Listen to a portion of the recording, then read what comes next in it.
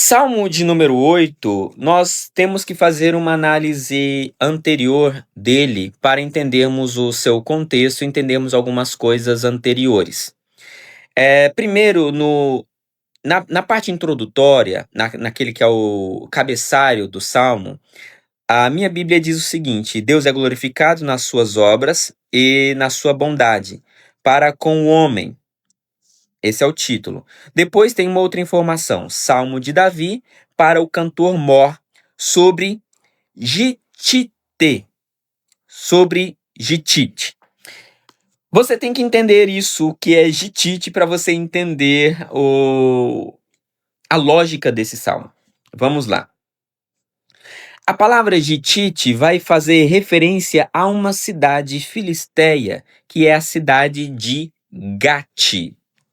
Quando nós olhamos para a história de Juízes e a história de Samuel, nós vamos ver essa cidade aparecendo várias vezes. Qual cidade? A cidade de Gate.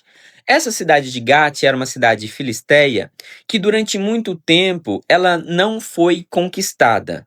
E ela tem vários momentos e até relações paradoxais dos judeus para com essa cidade. Porque é uma cidade de um povo inimigo, mas também Gate foi uma cidade de salvação em alguns momentos.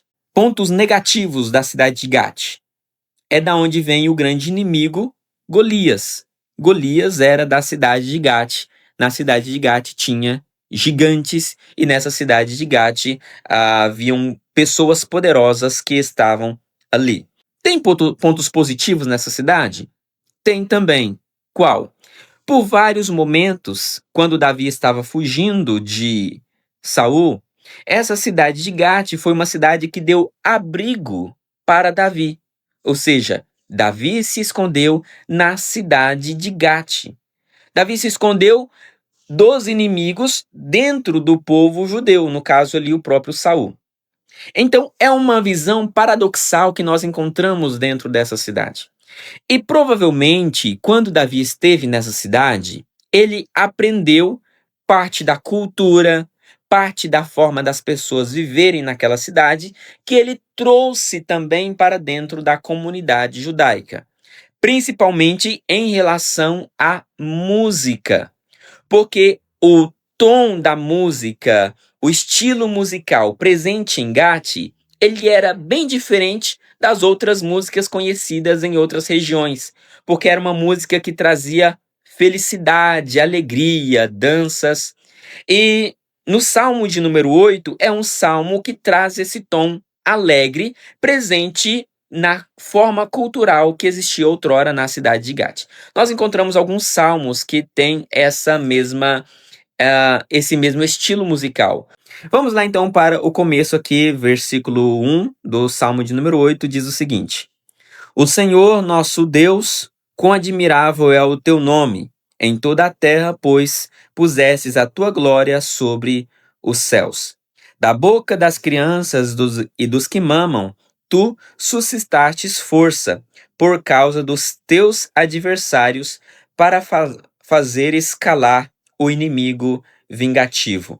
Aqui nós encontramos então novamente essa ideia de oração para com o inimigo, mas pela questão da ideia da cultura e do estilo musical, dá a entender que existe um tom alegre ou de um tom de celebração acontecendo nesse salmo de número 8.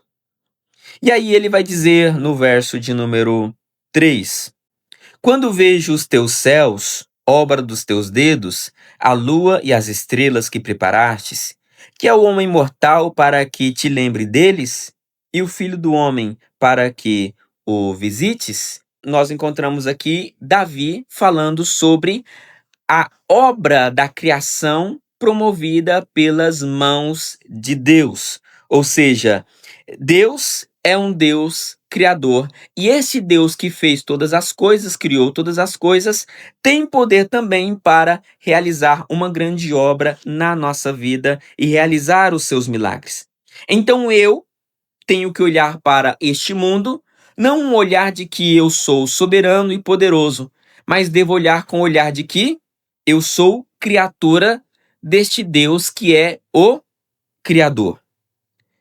Ele fez as estrelas, fez a lua, fez tudo o que existe no mundo.